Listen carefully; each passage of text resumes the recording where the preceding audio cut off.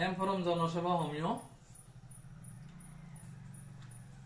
আপোনালোকে বেয়া নাপাব, মই যিখন চেনেলৰ নাম দিছো সেইখন জনসেৱা হোমিও। একচুৱেলি মোৰ চেনেলৰ জৰিয়তে মানৱ জীৱনৰ বহু ধৰণৰ আকাংক্ষা থাকে। মোৰ হোপ মই মানুহৰ স্কাউট বৰ নিচিনা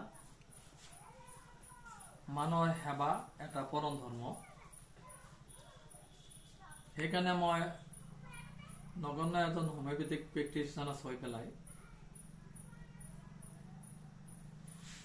এই অঞ্চলৰ তথা আমাৰ ডিষ্ট্ৰিক্টৰ চুকে কোণে বহু মানুহ মোৰ লগত আজি জড়িত হৈ আছে। যি নহওক, মই এষাৰ কথা ক'বলৈ ওলাইছো।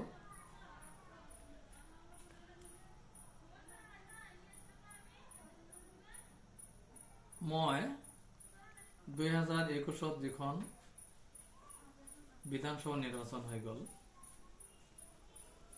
মই মানকাছৰ তেতিয়া আছে 21 মানকাছৰ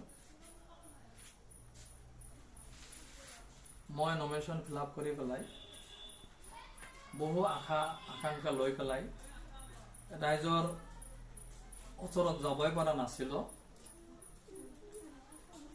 তথাপি বহু ৰাইজে মোক ভোট দি পেলাই মোৰ ৰিজাল্ট 3 নম্বৰত আহি পাইছিল।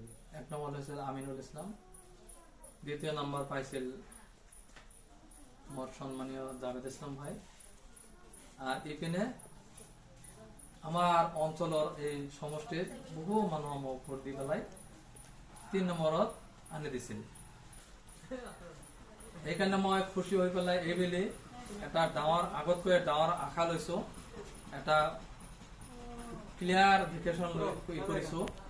আগন্তুক নিৰ্বাচন আহি আছে, হয়তো এপ্ৰিল মেত হ'ব নেকি, তেনেকুৱা এটা সময়ত আহি পাব নিৰ্বাচন। এই নিৰ্বাচনৰ পৰ্বটো এটা আমাৰ অসমৰ কাৰণে, ভাৰতৰ কাৰণে বিৰাট এটা পৰ্ব। সেইকাৰণে মই আকাংক্ষিত হৈ পেলাই মই এই 2021 যিখন মোৰ ভোটৰ ৰিজাল্ট আছিল এইখন মোৰ ফেচবুকত আজি দিছো। মই যে 3rd হৈছিলো, ময়ো ৰাইজে মোক ভোট দিছিলে, সেইখিনি মই চেনেলৰ জৰিয়তে ফেচবুকৰ জৰিয়তে প্ৰকাশ কৰিছো। যি নহওক, মই আগন্তুক বহুত আশাবাদী হৈ আছো। আপোনালোকে মোক সঁহাৰি জনাব। জয় আই অসম।